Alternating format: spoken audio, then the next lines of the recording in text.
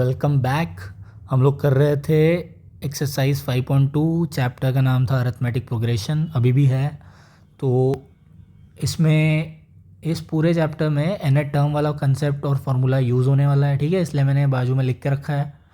तो 5th question कर रहे थे हम, ठीक है, मतलब करने वाले हैं इस वीडियो में। तो क्या बोल रहे हैं वो, find the number of terms in each of the following APs, ठीक है। ये जो सीरीज़ दे रखी है, तो इस पूरी सीरीज़ में कितने टर्म्स हैं, मतलब n की वैल्यू क्या है, ठीक है। तो यहाँ पर उन्होंने क्या दे रखा है, इस पूरी सीरीज़ में हमें फर्स्ट टर्म दे रखा है, a दे रखा है, और nth टर्म दे रखा है, ठीक है।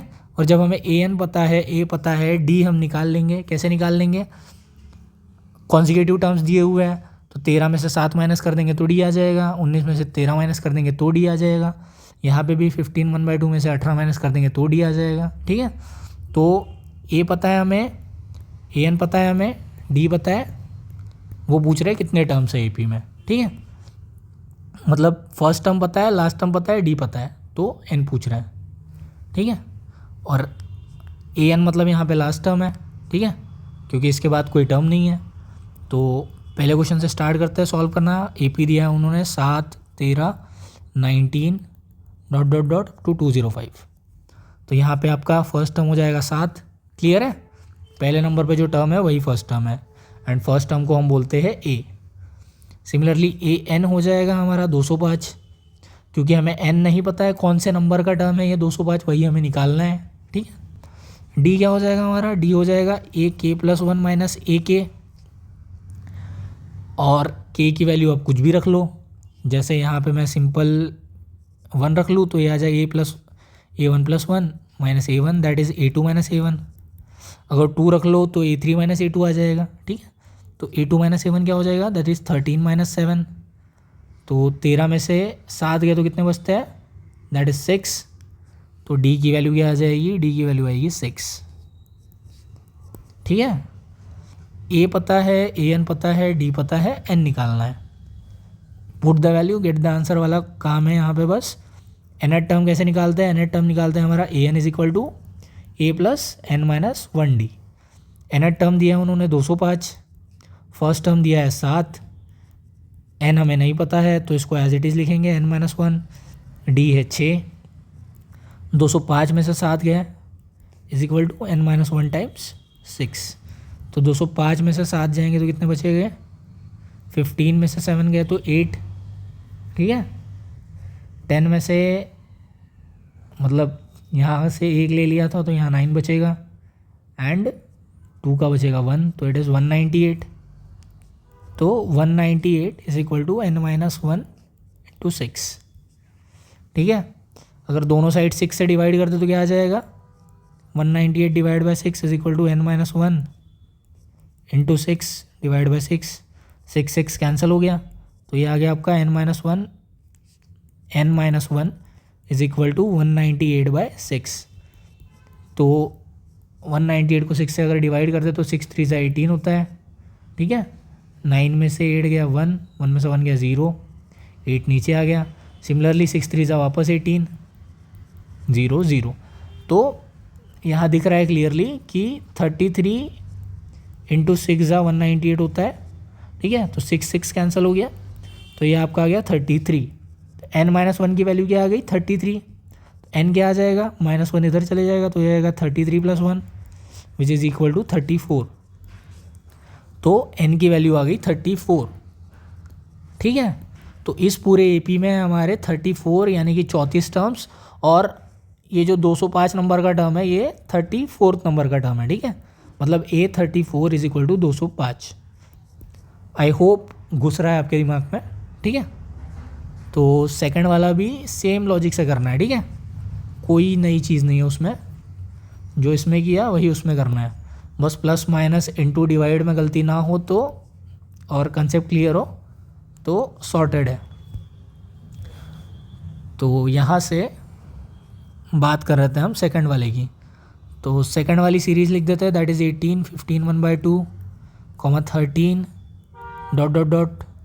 Up to -47। फर्स्ट टर्म दिया उन्होंने 18, लास्ट टर्म क्या दिया है, दैट इज़ an दिया है उन्होंने -47, ठीक है। कॉमन डिफरेंस कैसे निकालेंगे, a2 माइनस a1 से निकालेंगे। यहाँ a2 को अजीब तरीके से लिखा है, a2 क्या दिया उन्होंने 15 1/2।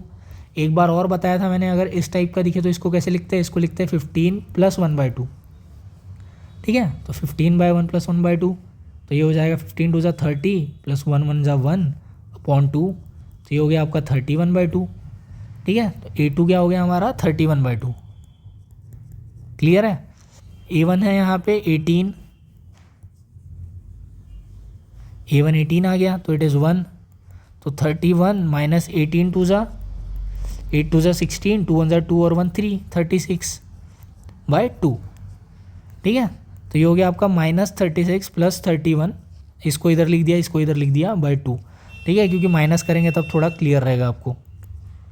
तो -36 में से +31 जाएंगे तो -5 आएगा, /2 एज इट इज़ आएगा नीचे। तो कॉमन डिफरेंस d की वैल्यू क्या हो गई, d की वैल्यू हो गई आपकी -5/2, योर d इज़ -5/2, ठीक है। क्लियर है इतना। देन सारी चीज़ें तो आ गई, अब कुछ करना ही नहीं है, जस्ट यही है हमारा, that is nth term will be equal to a + n - 1d। nth term हमें पता है क्या है 47, फर्स्ट टर्म हमें पता है क्या है 18, n की वैल्यू हमें नहीं पता, वही निकालनी है हमें। d की वैल्यू क्या है, d की वैल्यू है -5/2, तो इसको इधर ले जाए तो क्या हो जाएगा, -47 - 18 = n - 1 टाइम्स -5/2, ठीक है। तो -47 - 18 को कैसे लिख सकते हैं, माइनस कॉमन ले लिया तो -1 कॉमन ले लिया, तो ये आ गया 47 + 18, ठीक है। सिमिलरली यहाँ से भी -1 कॉमन ले लिया तो ये आ गया आपका 5/2 × n - 1, ठीक है ना। तो क्योंकि -1 × 47 is -47 and -1 × 18 is -18, similarly -1 × +5/2 is -5/2, ठीक है। तो -1 - 1 दोनों साइड से कैंसिल हो जाएगा, या तो दोनों साइड -1 से डिवाइड कर देते हैं, जैसा आपको ठीक लगे।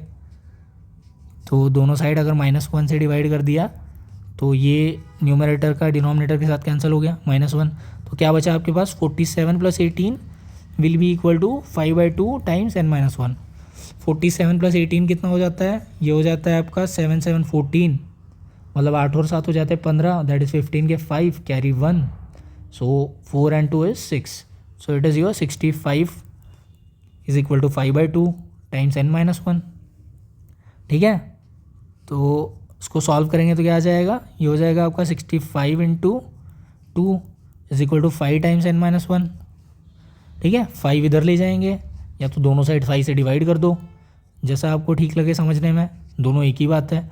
65 × 2 / 5 कर दिया, दैट इज, और इधर कर दिया 5/5 टाइम्स n - 1, तो 5/5 is 1, 65 × 2 / 5 is equal to n - 1, और हमें पता है 13 5 ज़ा कितना होता है, 5 3 ज़ा 15 कैरी 1, 5 1 ज़ा 5 एंड 1 6, तो 65 को लिख सकते हैं हम 13 × 5 × 2 / 5 इज इक्वल टू n - 1, तो n - 1 की वैल्यू आ गई हमारी 5 कैंसिल होने के बाद 13 × 2, which is nothing but n - 1 will be equal to 13 2 ज़ा 26, तो n की वैल्यू आ गई 26 + 1, -1 इधर चले जाएगा तो प्लस हो जाएगा, तो n की वैल्यू आ गई 27, that is 27। So there are 27 terms in this series, तो मतलब a27 की वैल्यू थी -47 जो हम निकाल रहे थे, यानी कि ये 27वें नंबर का टर्म है इस AP का, ठीक है।